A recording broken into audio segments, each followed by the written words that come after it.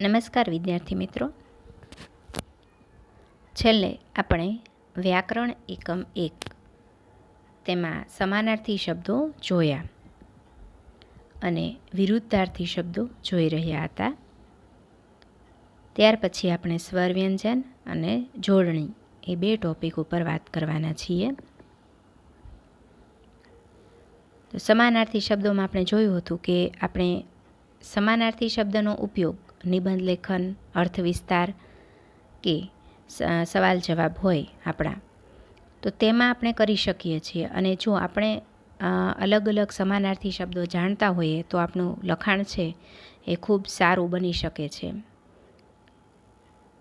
તો આપણે આ પાઠ્યપુસ્તકના આધારે અહીં કેટલાક સમાનાર્થી શબ્દો આપેલા છે તે આપણે જોયા હતા.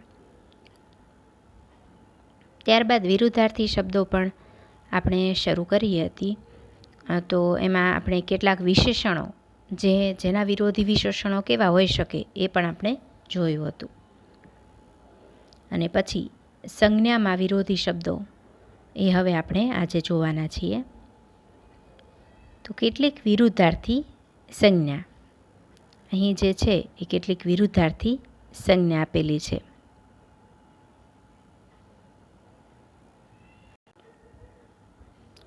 તો તે આપણે જોઈએ.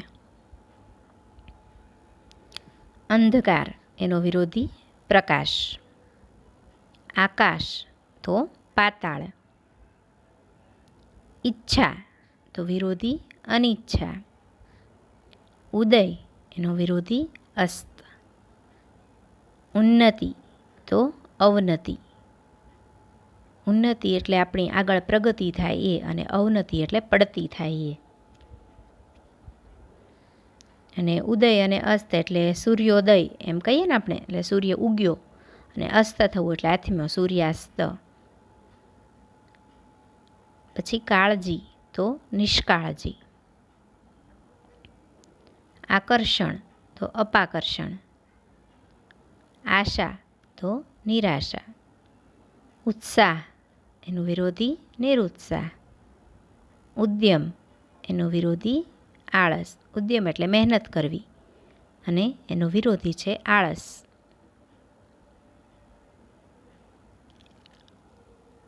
કીર્તિ તો અપકીર્તિ.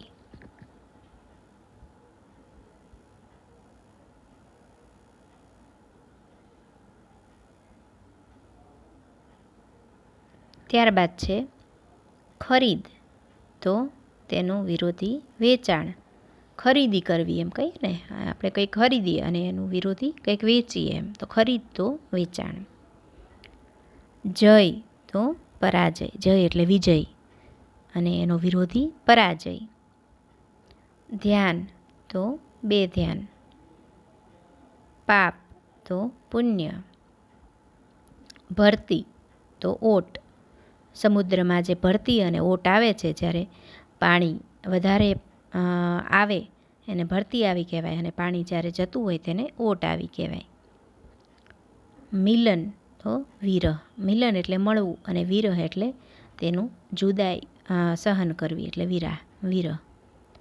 લાભ તો ગેરલાભ, વખાણ તો નિંદા, શાપ તો આશીર્વાદ,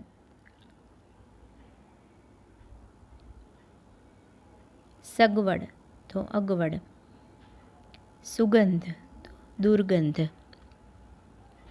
પછી છે ગમો એટલે કંઈક ગમવું, અને એનું વિરોધી છે અણગમો એટલે ન ગમવું.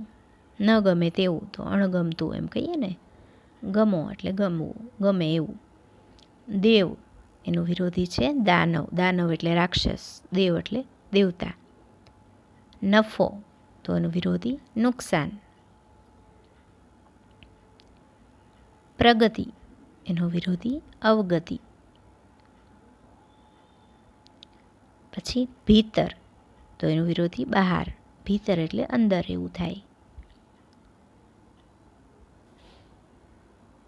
પછીનું છે રાગ તો દ્વેષ, વક્તા તો શ્રોતા, વિવેક તો અવિવેક, અને શિખર અને એનું વિરોધી તળેટી. કોઈ પણ ડુંગર હોય તો ડુંગરની ટોચ હોય એને શિખર કહેવાય, અને ડુંગર જ્યાંથી શરૂ થતો હોય જે નીચેનો ભાગ હોય એને તળેટી કહેવાય.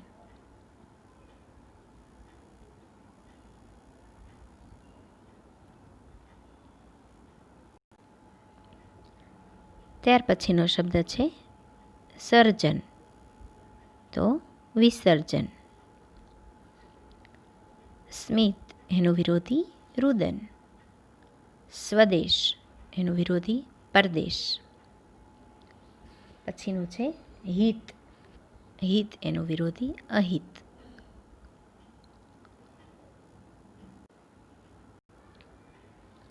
પછી અહીં આપણે જોયું કે શાપ તો આશીર્વાદ. કોઈ આપણે શાપ આપે અને કોઈ આશીર્વાદ આપે, એ બંને વિરોધી શબ્દો છે. સગવડ તો અગવડ, સુગંધ દુર્ગંધ. સ્મૃતિ તો વિસ્મૃતિ, અને હાજરી તો ગેરહાજરી.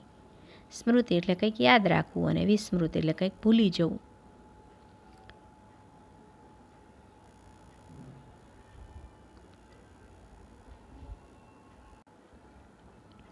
આ જ રીતે ક્રિયાપદમાં પણ વિરુદ્ધાર્થી જોઈ શકાશે. કેટલાક ક્રિયાપદો ઉદાહરણ રૂપે નીચે આપ્યા છે. વેચવું તો ખરીદવું. પછી પ્રગટાવવું તો બુઝાવવું. ઉગવું તો આથમવું. ખીલવું તો કરમાવું. સળગાવવું તો ઓલવવું અથવા ઠારવું.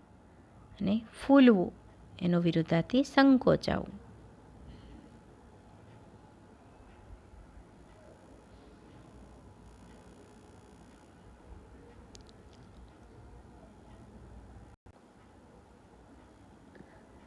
વિરુદ્ધાર્થી શબ્દોનો યોગ્ય ઉપયોગ કરીને તમારી ભાષા અભિવ્યક્તિને વધુ અસરકારક બનાવવાનો પ્રયત્ન કરજો.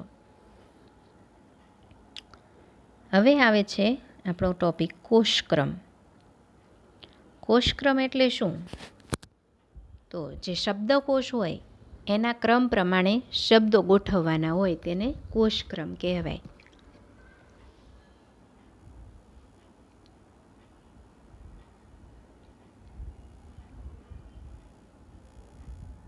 મિત્રો, તમે ઇંગ્લિશ આલ્ફાબેટ જાણો છો? તમને થશે કે આ તો કેવો સવાલ. પણ હવે તમને એમ પૂછે કે તમે ગુજરાતી કક્કો જાણો છો, તો તમે માથું ખંજવાળવા લાગશો, બરાબર ને? અને તમને એમ થશે કે હવે કક્કો ન આવડે તો શું ફેર પડે.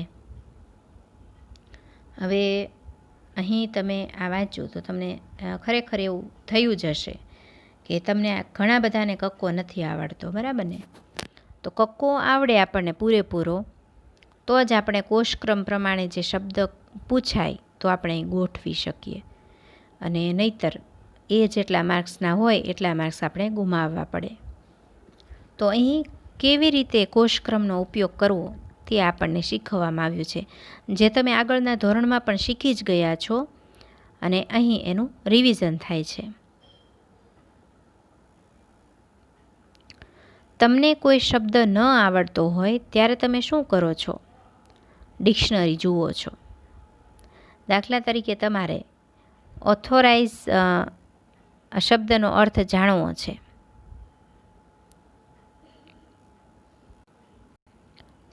ઓથોરાઇઝેશન શબ્દનો અર્થ જાણવો છે. તો તમે શું કરશો?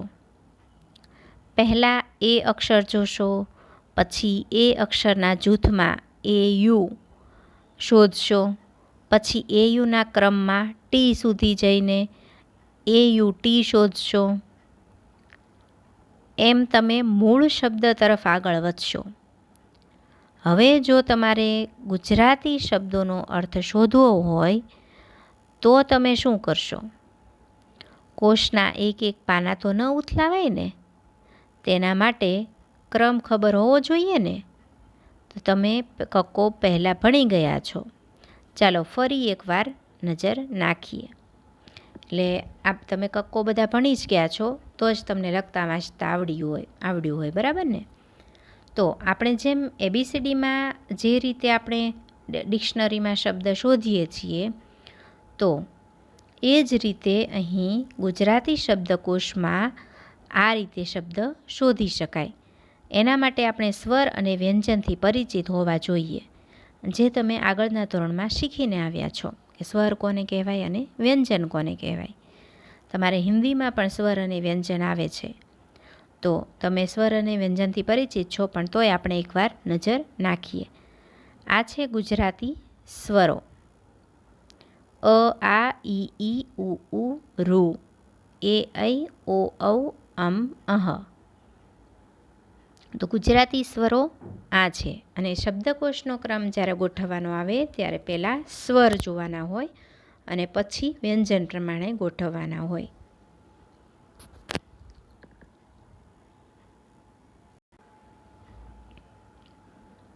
તો ગુજરાતી સ્વરો જોયા, હવે ગુજરાતી વ્યંજન જોઈએ.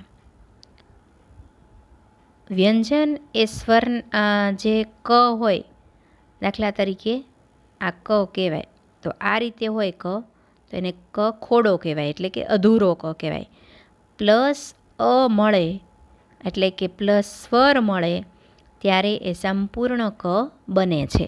બરાબર? તો વ્યંજન છે એ સ્વરના આધારે હોય છે. તો અહીં ગુજરાતી વ્યંજન આપેલા છે: ક, ખ, ગ, ઘ, ચ, છ, જ, ઝ, ટ, ઠ, ડ, ઢ, ણ, ત, થ, દ, ધ, ન, પ, ફ, બ, ભ, મ, ય, ર, લ, વ, શ, શ, સ, હ, ળ. બરાબર? તમને થશે કે આ ક્ષ અને જ્ઞ કેમ ના આવ્યું? તો શું એ વ્યંજન નથી? પરંતુ આપણે જોઈ શકીએ કે ક્ષ અને જ્ઞ એ જે છે એ જોડાક્ષરો છે. જેમ કે ક્ષ છે, તો એ કેવી રીતે બન્યો? તો ક પ્લસ શ પ્લસ અ. બરાબર ને? તો આ જે ક્ષની સંધિ છૂટી પાડીએ તો આ ક પ્લસ ક્ષ પ્લસ અ બને. તો આ ક્ષ છે એ મૂળ શબ્દ એ અલગ અલગ વ્યંજનોનો બનેલો છે, સ્વર અને વ્યંજનનો. તો ક્ષ અને જ્ઞ, જ્ઞ પણ તમે જોઈ શકો કે કઈ રીતે બનેલો છે. તો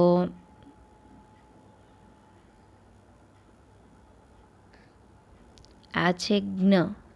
બરાબર? તો જ્ઞ છે એ ગ પ્લસ ન પ્લસ અ, એક છે આ, અને બીજો છે જ પ્લસ આપણે જ્યારે આ ચ, છ, જ, જ લખીએ ને ત્યારે છેલ્લે એક તમને ખ્યાલ હોય તો એક આ ટાઈપનો જ આવે છે, એને અંજ કહેવાય. તો એ જ પ્લસ આ જ્યારે જોડાય છે અંજ, બરાબર બને છે જ્ઞ. તો એવી રીતે ત્ર શબ્દ જે છે, તો ત્ર શબ્દ પણ કેમ બને છે? ત પ્લસ ર પ્લસ અ. તો મિત્રો, આવા જે ઘણા શબ્દો છે એ સ્વર અને વ્યંજનના મિલાપથી બને છે. તો આ જે અહીં આપ્યા છે વ્યંજનો તમે જોયા અને સ્વરો જોયા.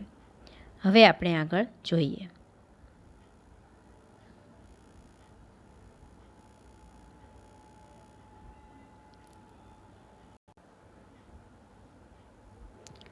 સ્વર ક્રમ અનુસાર વ્યંજન કેવી રીતે લખાય તે તો તમે પહેલાં ભણી જ ગયા છો, પણ એકવાર માત્ર નજર નાખીએ. એટલે કે સ્વરનો જે ક્રમ છે એ પ્રમાણે વ્યંજન કઈ રીતે લખાય એમ. તો આપણે ઉપર હમણાં જોયું અ, આ, ઈ, ઉ, ઋ. બરાબર? તો એ પ્રમાણે વ્યંજન કઈ રીતે લખાય એ આપણે ભણી જ ગયા છીએ, પણ ફરીવાર અહીં જોઈએ કે ક, કા, કી, કી, કુ, કુ, ક્રુ, કે, કઈ, કો, કૌ, કમ, કહ. પેલો રૂ હતો ને, તો એની બદલે અહીં ક્રુ આપેલો છે. બરાબર ને? આ છે ક્રુ. તો આ રીતે તમે વ્યંજનને સ્વરક્રમ અનુસાર લખી શકો. યાદ છે ને? તમને જો થોડો ઘણો કક્કો યાદ હશે તો તમને થશે કે આમાં ક્ષ અને જ્ઞ તો નથી. સાચી વાત છે. આમાં ત્ર પણ નથી, કારણ કે આ મૂળભૂત વ્યંજનો નથી, આ જોડાક્ષરો છે. જે મેં હમણાં તમને જ્યારે સ્વરનું કોષ્ટક જોયું આપણે, ત્યારે મેં તમને સમજાવ્યું કે આ ત્રણેય છે એ કઈ રીતે જોડાક્ષરો દ્વારા બને છે, બરાબર ને? ક્ષ, જ્ઞ અને ત્ર. તો ક્ષ છે એ ક પ્લસ શ પ્લસ અ, પછી જ્ઞ છે જ પ્લસ અંજ પ્લસ અ, અને ત્ર છે તો ત પ્લસ ર પ્લસ અ. તો આ રીતે છે આ ત્રણેય જોડાક્ષરો છે, એ મૂળ વ્યંજન નથી. એટલે આપણે કક્કો બોલીએ ને તો કક્કામાં એમ પૂછવું હોય કે ખાલી વ્યંજન, તો વ્યંજનમાં ક્ષ અને જ્ઞ ના આવે.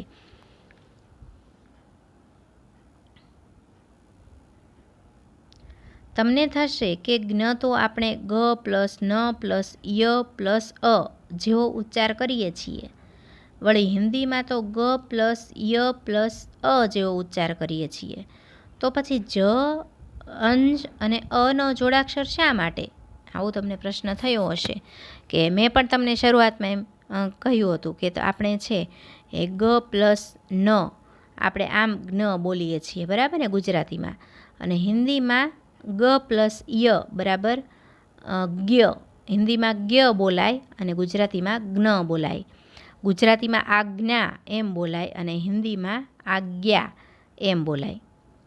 તો તમને એવું થતું હશે કે આપણે બોલવામાં તો આ રીતે બોલાય છે, પરંતુ આ જ અને અંજ એમ કેમ લખાતું હશે? કારણ કે ગુજરાતી ભાષા છે ને એ સંસ્કૃતમાંથી ઉતરી આવે છે. તેથી આ સ્વર વ્યંજન જોડાક્ષર આદિના અભ્યાસમાં સંસ્કૃત અભ્યાસનો આધાર લેવાય છે. એટલે આપણે ગુજરાતી અને હિન્દી છે એ બંને ભાષા શેમાંથી આવી છે? સંસ્કૃતમાંથી. તો જ્યારે આપણે આ ઉચ્ચારણ કરીએ છીએ જ્ઞ અને ક્ષ, તો એને લખતી વખતે કેમ આવું લખાય છે એવો પ્રશ્ન થાય. તો એનું કારણ છે કે સંસ્કૃતમાંથી ઉતરી આવી છે ને અમુક જે સ્વર વ્યંજન છે અને જોડાક્ષર, એમાં આપણે સંસ્કૃત અભ્યાસનો આધાર લેવો પડે છે. હવે તમે ફરીથી પહેલાં જોડાક્ષર લખો. કયો? ક્ષ. તો ક પ્લસ શ પ્લસ અ. તો ક્ષ અક્ષરનો ક્રમ ક્યાં શોધી શકાય? એટલે હવે ક્ષવાળા, હવે આપણને ઘણા બધા શબ્દો આપ્યા હોય, સોનું, જ્ઞાતિ, ઘર, કમળ, પછી કાચબો અને ક્ષત્રિય, એવા બધા શબ્દો આપ્યા હોય. તો તમને અહીં પૂછે છે કે તમે ક્ષ અક્ષરનો ક્રમ ક્યાં શોધી શકાય એમ. એટલે શબ્દકોશમાં તમને એમ કીધું હોય શબ્દકોશ પ્રમાણે અમુક શબ્દો આપીને આ ગોઠવો એમ. તો તમે એ જ્યારે શબ્દકોશમાં ગોઠવવાની વાત નથી અત્યારે, શબ્દકોશ કઈ રીતે આપણે વાપરવો, ગુજરાતી ડિક્શનરી હોય તો આપણે એનો ઉપયોગ કઈ રીતે કરી શકાય, તો આપણે ક્ષ ક્યાં આવશે, કઈ જગ્યાએ આવશે, તો એ જોવું હોય તો આપણે ક્યાં જોવાનું હોય? જે અહીં તમને આપેલું છે કે ક્ષ અક્ષરનો ક્રમ ક્યાં શોધી શકાય? ક પછી, બરાબર. એટલે કોષ માટે ક્રમ જોવાનો હોય તો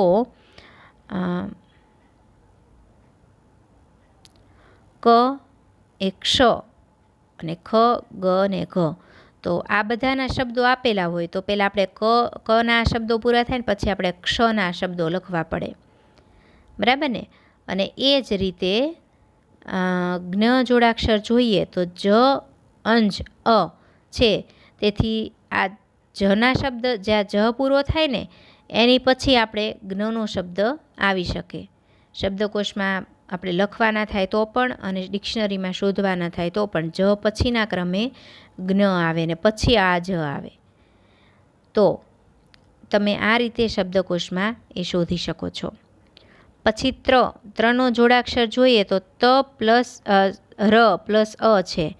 તો આ ત પૂરો થાય ને પછી આ ત્રનો ક્રમ આવે, પછી થ, દ, ધ આવે, બરાબર ને. તો હવે આપણે આ કોષક્રમમાં શબ્દોને જોઈએ.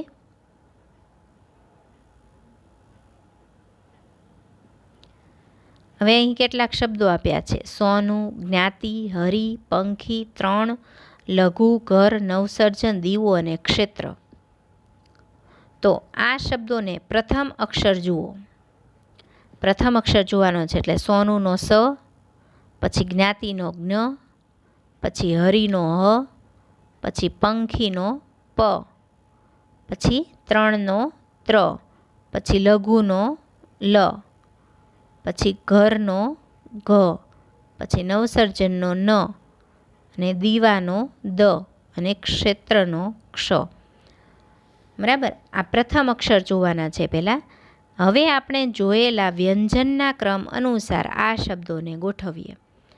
હવે વ્યંજનના આધારે આપણે વ્યંજનો જોયા ને પહેલાં, ક ખ ગ ઘ ચ છ જ જ, તો આપણે ક્ષનું સ્થાન ક્યાં આવે છે? ક પછી આવે છે, બરાબર ને? તો અહીં વ્યંજનના આધારે અહીં કે કનો શબ્દ આપેલો નથી, એટલે પછી કયો આવશે? ક્ષનો આવશે. તો પહેલાં ક્ષ આવશે, પછી ખ ગ, ગનો પણ નથી, પછી ઘ, બરાબર ને? તો ઘ પછી આવશે જ આવે, ક ખ ગ ઘ, પછી ચ છ જ, અને એ શબ્દો કંઈ આમાંથી નથી, બરાબર ને? એટલે કયો શબ્દ આવશે? જ્ઞ. જ્ઞનો આપણે ઉપર જોયું કે જના આધારે બનેલો છે, એટલે જના શબ્દ પૂરા થાય પછી જ્ઞનો આવે. પછી આવશે ત્ર, પછી દ, ન, પ, લ, સ, હ. બરાબર? તો હવે આ ક્રમમાં શબ્દો ગોઠવીએ. તો કઈ રીતે શબ્દો આવશે? પહેલાં ક્ષેત્ર, પછી ઘર, પછી જ્ઞાતિ, પછી ત્રણ, પછી દીવો, નવસર્જન, પંખી, લઘુ, સોનું, હરિ. બરાબર? આ ક્રમમાં ગોઠવી શક્યા. ચાલો બીજા શબ્દોને કોષક્રમમાં ગોઠવીએ. તો અહીં જે છે શબ્દો આપેલા છે બધા સ્વર અના આધારે આપેલા છે, બરાબર ને? તો આ રીતે બધા જ શબ્દો એક સરખા આપેલા હોય તો પછી આને કઈ રીતે આપણે શબ્દકોશમાં જોવાના? તો પછી એનો બીજો શબ્દ લેવાનો, બીજા શબ્દના આધારે આપણે એ શબ્દો ગોઠવવાના.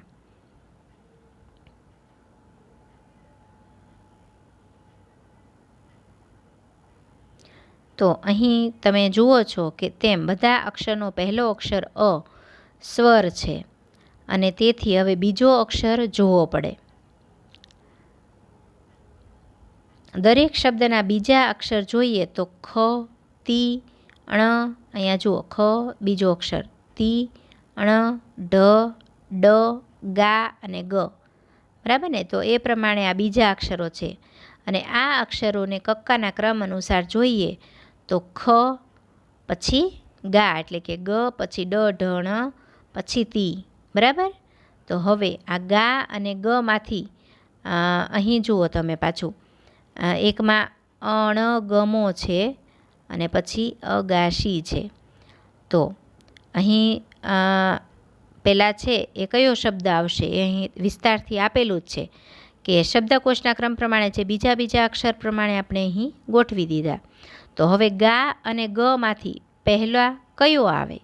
તો એના માટે સ્વરનો ક્રમ જોવો પડે. અ, આ, ઈ, ઉ. તો ગ, ગા. તો પહેલાં ગ આવે ને પછી ગા આવે, બરાબર ને? તો પહેલાં અણગમો ગ વાળો શબ્દ આવે ને પછી અગાશી વાળો શબ્દ આવે. તો સ્વરના ક્રમ અનુસાર અ પછી આવે, તેથી પહેલાં ગ પછી ગા આવે, બરાબર? હવે આ શબ્દોને ક્રમમાં ગોઠવીએ. તો અહીં આ રીતે ગોઠવી શકાય: અખતરો, અગવડ, અગાશી, અડધું, અઢળક, અણગમો અને અતિશય. તો ખ્યાલ આવ્યો? બીજા શબ્દોને ક્રમમાં ગોઠવીએ: કઠિન, કોડ, કોઠી, કિરણ, કાળજી, કામના, કાચું ને કપટ. તો પહેલાં ક વાળા શબ્દો કયા છે એ જોઈ લેવાના, બરાબર? ક વાળા કપટ અને કઠિન બે છે. તો એ પહેલાં આપણે એ બેમાંથી પછી બીજો શબ્દ પહેલાં કયો આવે? ઠ આવે કે પ આવે? તો પહેલો આવે ઠ. તો એ પ્રમાણે કનો કઠિન અને કપટ. પછી કાવાળા શબ્દો જોવાના: કાળજી અને કામના. તો કાવાળા શબ્દ છે એમાં પહેલો કયો આવશે? અળ આવશે. પછી મ, બરાબર? અળ એટલે લ. તો કાળજી, કામના અને કાચું, બરાબર? પછી કી જોવાનો, કી. તો કીમાંથી પછી કિરણ એક જ છે. પછી કો, તો કોમાં કોડ અને કોઠી બે છે. તો પહેલાં કયું આવે? કોડ આવે કે કોટ આવે કે કોઠી આવે, તો પહેલાં ટ આવે. અહીં ડ આપ્યો છે, બરાબર, પણ ટ ઠ ડ, તો અહીંયા ડ આપ્યો છે એ પ્રમાણે જોઈએ તો પહેલાં ઠ આવે ને પછી ડ આવે, બરાબર. પણ અહીં એણે ટ મૂક્યો છે એટલે કોટ, તો આ જે છે એ ખોટું પડે, કેમ કે અહીં ડ છે તો આપણે ડ પ્રમાણે જોવાનું ને, ટ ઠ ડ, તો ઠ પછી ડ આવે, તો પહેલાં કોઠી આવે ને પછી કોડ આવે. હવે બીજા અક્ષર પ્રમાણે ગોઠવીએ. કઠિન, કપટ, કાચું, કામના, કાળજી, કિરણ, કોટ, કોઠી. સમજાયું ને? તો અહીં જેમ આપણે જે બીજા અક્ષર પ્રમાણે ગોઠવું એનો આ સાચો જવાબ છે. હવે નીચેના શબ્દોને ક્રમમાં ગોઠવીએ.